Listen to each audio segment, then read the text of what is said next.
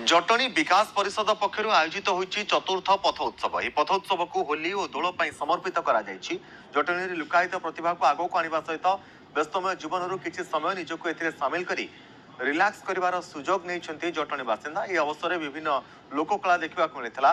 कोंदरा घुड़ुकी भली कला एवं कलाकार माने परिवेशन करथिले निजर स्वतंत्र कला कौशल।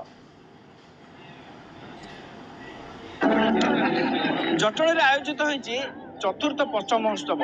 आप देखिपुर जटणी जनसाधारण जो मैंने अच्छा भरपूर भल पाइबा देइछन्ति। प्रथम द्वितीय तृतीय पर चतुर्थ पथ महोत्सव होली और ता सहित दोल पाइका समर्पित करा जायछि। पूर्व जमी जागर पर समर्पित कराइला। आम सहित विश्वरंजन बड़जना अच्छा जे जो पथ महोत्सव निरा भाव में पुणी थे आपण मैंने होली रंगरे रंगायित होती कौन कहे कौन बार्ता रखिए? जटणी एक भाईचारार सहर। एटी आपको मिनी वर्ल्ड कहले अत्युक्ति हवा नहीं। सबु धर्मर लोक मैंने बसवास करती एवं सबु पर्व पर्वाणी की सेमाने जाति धर्म वर्ण निर्विशेष एकाकार की पालन करती। यहाँ हूँ आमर जटणी पथोत्सव। आमर प्रयास जटणी विकास परिषद आनुकूल्य गोटे प्रयास था आम करने चतुर्थ थर पर आम सफलतार सहित आज समापन करूँ। पूरा जटणी अंचल विभिन्न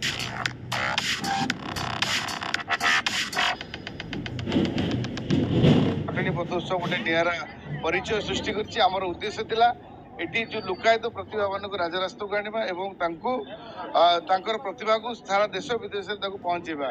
तेणु यहाँ सफल होती। तेणु आशा रखु विशेष धन्यवाद भी आपण गणमाध्यम प्रतिनिधि मानक। सी बहुत तार प्रचार प्रसार कलापर सारा ओडिशा रे गोटे स्वतंत्र स्थान लाभ कर। आर उद्देश्य थिला समस्त को एटी राजरास्ता रास्ता उपर छिड़ा करी आम समस्त भाईचार प्रतीक देखापी।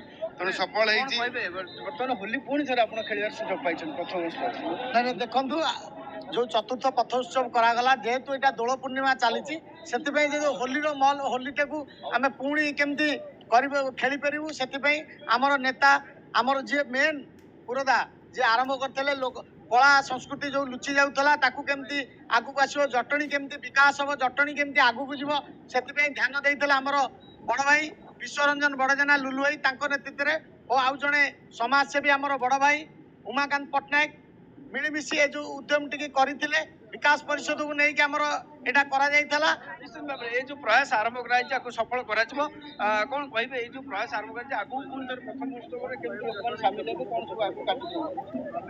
टेम्परेचर जेहेतु खरा दिन आसीगला यहाँ आम चतुर्थ पथोत्सव को ये सीजन रंगीन पथोत्सव करी आज एठी समाप्त करुचु। आसंता पथोत्सव पुणी सेप्टेम्बर अक्टोबर रु क्लाइमेट कूल पर कारण लोक मानकर उपस्थिति एटी दरकार। लोक मानकर कलाकृति की आम मुख्य लक्ष्य केमती लोकलोचन में आदृत करेबू।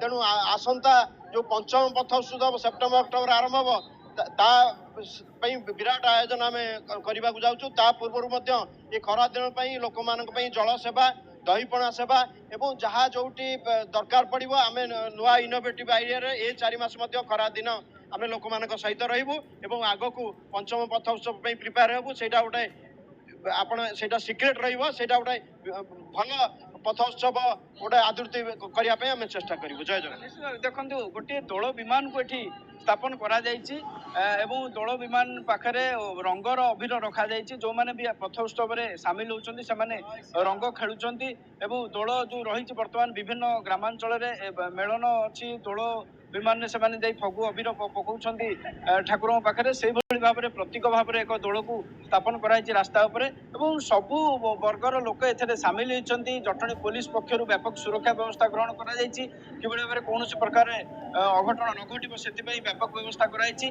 छोट पिला ठारू आरंभ करी वयस्क समस्ते निजर प्रतिभा देखौछन्ति एवं प्रथम महोत्सव को उपभोग करुछन्ति। जटणी संतोष कुमार बारिक, न्यूज 18 ओडिया।